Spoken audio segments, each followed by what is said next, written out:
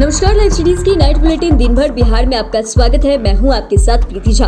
खबरों की शुरुआत करेंगे, लेकिन उससे पहले एक नजर डालते हैं आज की सुर्खियों पर। सीएम नीतीश कुमार ने विभिन्न योजनाओं का किया उद्घाटन और शिलान्यास। बिहार में ग्लोबल इन्वेस्ट मीट कल से हजारों करोड़ के निवेश की उम्मीद। शराब का आनंद लेने जा रहे बनारस। नीतीश की रैली पर बीजेपी का तंज। वाराणसी में नीतीश के रैली करने पर मांझी की नसीहत। उपेंद्र कुशवाहा ने ठोक दिया लोकसभा की 8 सीटों पर दावा। इंडिया गठबंधन का नीतीश करे नेतृत्व, एक और कांग्रेस एमएलए ने भी की मांग। बिहार में दलितों के बाद सबसे ज्यादा गरीबी मुसलमानों की, बोले प्रशांत किशोर। बीपीएससी 68वीं का इंटरव्यू 8 जनवरी से। कैमूर में अपराधियों ने एटीएम को बनाया निशाना। बिहार में कड़ाके की ठंड शुरू और अब खबरें विस्तार से। सीएम नीतीश कुमार ने बेटा प्रखंड के सिकंदरपुर स्थित औद्योगिक क्षेत्र में बने करोड़ों की लागत से टेक्सटाइल पार्क और ब्रिटानिया बिस्किट फैक्ट्री का उद्घाटन किया है। इस मौके पर उद्योग मंत्री समीर महासेठ, वित्त मंत्री विजय कुमार चौधरी के अलावा विभाग के तमाम अधिकारी मौजूद रहे। इस दौरान उद्योग मंत्री समीर महासेठ ने कहा कि अब बाहर जाने की जरूरत नहीं है, क्योंकि लोगों के अब बिहार में ही रोजगार मिलेगा। इस दौरान उन्होंने मीडिया से दूरी बनाए रखी। इसके बाद वो पूर्वी चंपारण गए, जहां केसरिया में पर्यटन की कई योजनाओं का शिलान्यास किया। 13 और 14 दिसंबर को बिहार की राजधानी पटना में ग्लोबल इन्वेस्ट मीट का आयोजन होगा। 13 देशों के प्रतिनिधि इसमें शामिल होंगे। मुख्यमंत्री नीतीश कुमार उद्योगपतियों में से एक-एक करके बात करेंगे और उनकी समस्याओं का निदान करेंगे। इनमें 600 कंपनियां हिस्सा लेगी। इसका मुख्य उद्देश्य उद्यमियों को बिहार आकर उद्योग लगाने के लिए प्रोत्साहित करना है। ऐसे में अनुमान है कि 29,000 करोड़ का MOU साइन किया जा सकता है। मुख्यमंत्री नीतीश कुमार 24 दिसंबर को पीएम नरेंद्र मोदी के संसदीय क्षेत्र वाराणसी में चुनावी शुरुआत करेंगे। नीतीश की रैली पर बीजेपी ने तंज कसा है। नीरज कुमार बबलू ने कहा कि जदयू का क्या हाल है पूरे देश को पता है। जदयू एक डूबती हुई नाव है, जिसमें इससे सभी बड़े नेता एक के बाद एक भाग रहे हैं। अब जब नीतीश की नाव डूब रही है तो इन्हें लगता है कि कुछ अलग करना चाहिए ताकि मीडिया में बने रहें। जदयू कार्यकर्ता तो इसलिए उत्साहित हैं कि बिहार में शराबबंदी और वहां शराब खुला हुआ है, तो हो सकता है शराब का आनंद लेने जा रहे होंगे।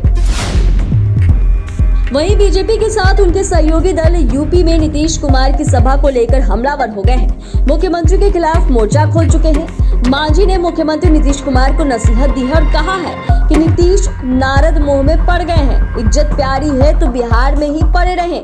उन्होंने कहा कि नीतीश कुमार यूपी में अपना चेहरा चमकाने का जुगाड़ लगा रहे हैं। नीतीश कुमार तो बिहार में महिलाओं और दलितों को अपमानित कर चुके हैं। ऐसा आचरण कर रहे हैं कि कोई भी सामान्य व्यक्ति उस तरह का आचरण नहीं कर सकता है। नीतीश कुमार अगर अपनी इज्जत बचाना चाहते हैं तो बिहार में ही चुपचाप पड़े रहें।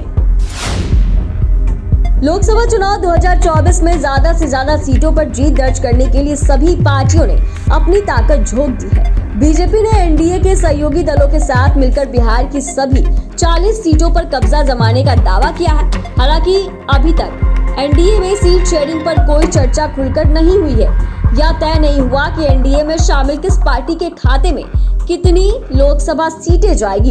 इस बीच उपेंद्र कुशवाहा की पार्टी आरएलजेडी ने लोकसभा की 8 सीटों पर दावा ठोक दिया है।